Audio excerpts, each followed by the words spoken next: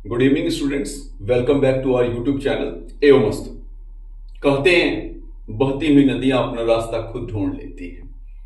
अगर आप भी दृढ़ निश्चयी हैं तो कहना चाहूंगा कि किसी दूसरे इंस्पिरेशन की आपको क्या जरूरत। आप खुद ऐसा खुद कीजिए जो दूसरे को इंस्पायर करे। स्टूडेंट्स, मैं आज एक नए टॉपिक के साथ आपके सम्मुख प्रस्तुत हुआ हूं। आप देख रहे होंगे बोर्ड पे लिखा है इन्फिनिटिव। थोड़ा सा इससे पहले चलूंगा। ये नॉन फाइनाइट्स का पार्ट है, नॉन फाइनाइट्स वर्ब का पार्ट है। वर्ब जो एक्शन को शो करता है। वर्ब आया कहां से? तो वर्ब का रूट वर्ड है वर्बम, जो लैटिन भाषा का वर्ड है। VERBUM, ये लैटिन भाषा का वर्ड है। इसको दो पार्ट में डिवाइड कर सकते हैं, फाइनाइट वर्ब और नॉन फाइनाइट। चूंकि नॉन फाइनाइट की चर्चा करने वाले हैं हम, तो फाइनाइट वर्ब ऐसी वर्ब जो सब्जेक्ट के नंबर और पर्सन पर डिपेंड करती है, वह फाइनाइट वर्ब है। और नॉन फाइनाइट वर्ब ऐसी वर्ब जो सब्जेक्ट के नंबर और पर्सन पर डिपेंड ना करती हो। उसी का पहला पार्ट, उसको नॉन फाइनाइट को हम तीन हिस्सों में डिवाइड कर सकते हैं: इन्फिनिटिव, जीरंड, पार्टिसिपल। जिसका पहला हिस्सा इन्फिनिटिव मैंने लिखा हुआ है। इन्फिनिटिव को अगर हिंदी में कहना चाहें आप तो क्रियार्थक संज्ञा या क्रियावाचक संज्ञा कह सकते हैं। यह वर्ब का बेस फॉर्म है। हां, अगर आपको फॉर्म करना है, फ्रेम करना है, इसको बनाना है, तो वर्ब के फर्स्ट फॉर्म में टू ऐड करने से इसका निर्माण होता है। अब इन्फिनिटिव अलग अलग तरह से वर्क कर सकता है। पहला है, जैसा कि एग्जांपल में आप देख रहे होंगे, to find fault is easy. Second, he wants to go. It means infinitive का यूज हम सब्जेक्ट के रूप में भी कर सकते हैं और ऑब्जेक्ट के रूप में भी कर सकते हैं। यह कॉम्प्लीमेंट के रूप में भी हो सकता है, एडजेक्टिव के रूप में भी हो सकता है, प्रीपोजिशन के ऑब्जेक्ट के रूप में भी हो सकता है, एडवर्ब के रूप में भी हो सकता है। मैंने जैसा बताया था आपको कि इन्फिनिटिव क्रियावाचक संज्ञा, ये संज्ञा नाउन का वर्क करता है। नाउन में क्या? तो एब्स्ट्रैक्ट नाउन की तरह वर्क करता है। एब्स्ट्रैक्ट नाउन के अंतर्गत इसको काउंट किया जाता है।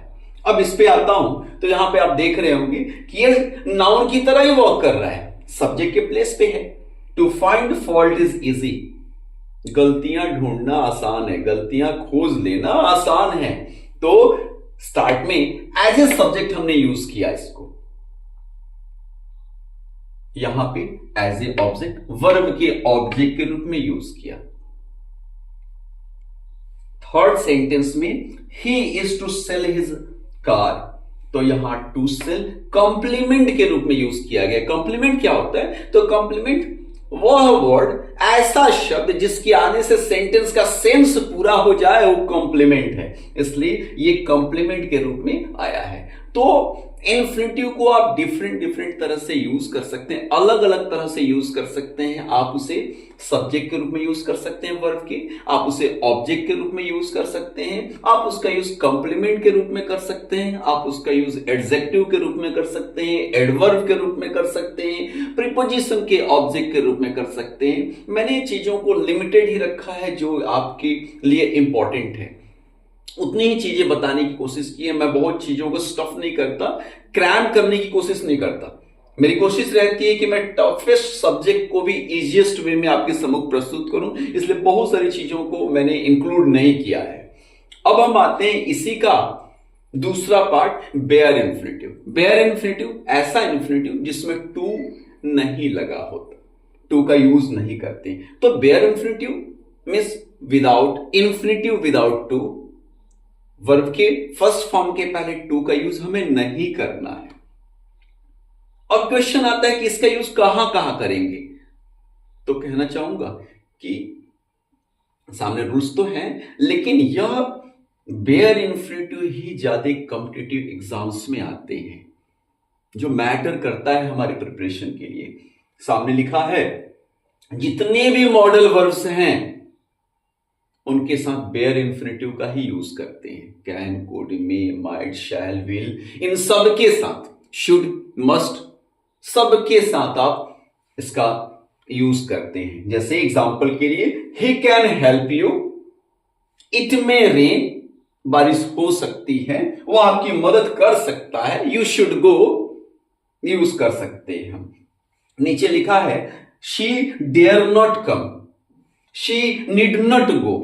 तो डेयर और नीड तो मार्जिनल ऑक्सिलरी हैं, डेयर और नीड सेमी मॉडल हैं। अब आपके सामने क्वेश्चन आ सकते हैं कि सर ये आप क्या कह रहे हैं, मार्जिनल ऑक्सिलरी कह रहे हैं, सेमी मॉडल कह रहे हैं, ऐसा क्यों कह रहे हैं? तो ये ऑक्सिलरीज जो हेल्पिंग वर्ब्स हैं, ये इन रियलिटी इनको मेन वर्ब की तरह भी यूज कर सकते हैं और ऑक्सिलरी वर्ब की तरह भी यूज कर सकते हैं, इसलिए मार्जिनल या सेमी कहते हैं। सेमी मॉडल कह सकते हैं या मार्जिनल ऑक्सिलरी कहते हैं। तो अगर ये हेल्पिंग वर्ब की तरह आए, ऑक्सिलरी वर्ब की तरह आ रही हैं, तो इनके साथ ये यूज नहीं करना है। इट मीन्स आप जो वर्ब यूज कर रहे हैं उसके साथ टू का यूज नहीं करेंगे। हाँ, एज ए मेन वर्ब अगर इसका यूज करना होगा तो उस सिचुएशन में आप इनके जो दूसरा वाला वर्ब यूज करेंगे उसके साथ टू जरूर आएगा। मैं रिपीट करना चाहूंगा अपनी बातों को कि मार्जिनल ऑक्सिलरी या सेमी मॉडल ऐसे वर्ब्स हैं जो मेन वर्ब और हेल्पिंग वर्ब दोनों का वर्क करते हैं। तो जब वो ऑक्सिलरी की तरह, हेल्पिंग की तरह, मॉडल वर्ब की तरह अगर वर्क करेंगे तो टू की कोई जरूरत नहीं है। लेकिन अगर मेन वर्ब की तरह वर्क करेंगे तो जो वर्ब आएगी दूसरी, उसके साथ टू का यूज करना होगा। अब हम आते हैं नेक्स्ट पे। कुछ ऐसे वर्ब्स हैं जैसे feel, hear, make, see, notice, watch. इनके साथ भी आप जो वर्ब आएगी वो विदाउट टू यूज करेंगे, बेयर इन्फिनिटिव का यूज करेंगे इन रियल सेंस। जैसे he heard her cry, they made me weep. यहां पे मेड यूज किया आपने, तो यहां पे बेयर इन्फिनिटिव का यूज किया, बेयर इन्फिनिटिव का यूज करेंगे। अगर यहां पे मैंने वर्ब्स के कुछ नाम लिखे हैं आपके सामने, ये जितने भी नाम दिए गए अगर ये आए और इनके साथ ऑब्जेक्ट भी होना चाहिए, अगर ऑब्जेक्ट दिया हुआ है तो जो दूसरी वाली वर्ब आएगी वो बेयर इन्फिनिटिव के फॉर्म में होगी, बेयर इन्फिनिटिव ही यूज करेंगे। लेकिन इसके साथ कंडीशन है कि अगर ये वर्ब हमने यूज किया तो इन वर्ब्स के बाद ऑब्जेक्ट भी होना चाहिए। अगर ऑब्जेक्ट होगा तब आप बेयर इन्फिनिटिव का यूज करेंगे। एग्जांपल में लिखा हुआ है दे मेड मी वीप, तो मेड यूज किया, ऑब्जेक्ट है, इसलिए यहां पे हमने बेयर इन्फिनिटिव यूज किया, वर्ब का फर्स्ट फॉर्म यूज किया विदाउट टू। इसके साथ ही कुछ अन्य वर्ड्स भी होते हैं जिसके साथ हम यूज इसका कर सकते हैं, जैसे had better, had sooner, had rather, would rather, would sooner. इन शब्दों के साथ भी, उन शब्दों के साथ भी आप बेयर इन्फिनिटिव का ही यूज करेंगे। You had better come now. Students, उम्मीद करता हूं कि आपको वीडियो पसंद आया होगा। अगर पसंद आया तो ज्यादा से ज्यादा संख्या में लाइक कीजिए, शेयर कीजिए और सब्सक्राइब कीजिए ताकि मैं मोटिवेट हो सकूं और बेहतर से बेहतर वीडियो के साथ आपके सम्मुख प्रस्तुत हो सकूं। Thank you so much.